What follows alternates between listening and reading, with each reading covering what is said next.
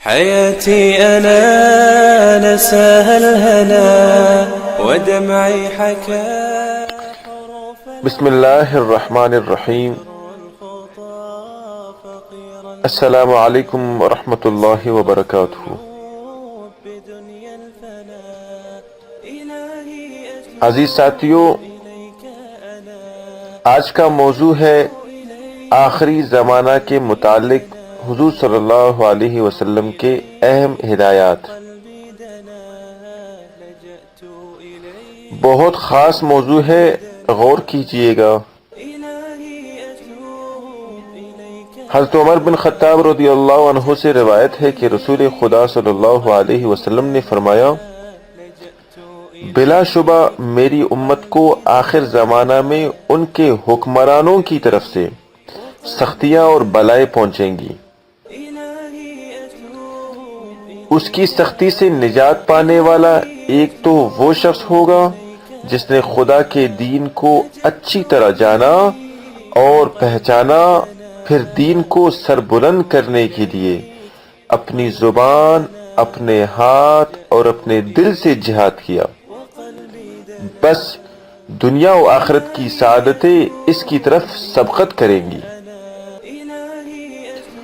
اور دوسرا وہ شخص ہوگا جس نے خدا کے دین کو جانا، پھر زبان اور دل سے اس کی تصدیق کی، یعنی صرف زبان اور دل سے جہاد کیا، قوت سے کام نہیں لیا. اور تیسرا وہ شخص ہوگا جس نے خدا کے دین کو پہچانا، پھر اس پر سکوت اختیار کیا، خاموشی. چنانچہ جب کسی کو نیک کام کرتے ہوئے دیکھتا ہے تو اس کو دوست رکھتا ہے، اور کسی کو غلط کام کرتے دیکھتا ہے تو اس سے نفرت کرتا ہے. اور یہ شخص بھی نیکی سے محبت اور گناہ سے نفرت کو پوشیدہ رکھنے کی وجہ سے نجات پائے گا. اللہ اکبر. آج کل ہمارے حکمران ایسے ہی ہیں، ظلم پر ظلم، اور ان کی طرف سے بلائیں پہنچتی ہے، لوگوں کو، عوام کو سختیاں مل رہی ہیں. تو دوستو، ان سے نجات کے لیے حضور پاک صلی اللہ علیہ وسلم نے بہترین نسخے بتلائے ہیں. بس ان باتوں کو بار بار سنیں اور ان پر غور کریں اور ان پر عمل کریں. ہمیں نجات مل کر رہے گی.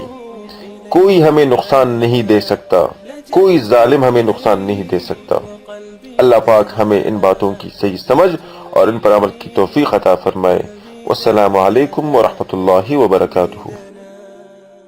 إلهي أتوب إليك أنا لجأت إليك وقلبي دنا، لجأت إليك وقلبي دنا، لجأت إليك وقلبي دنا.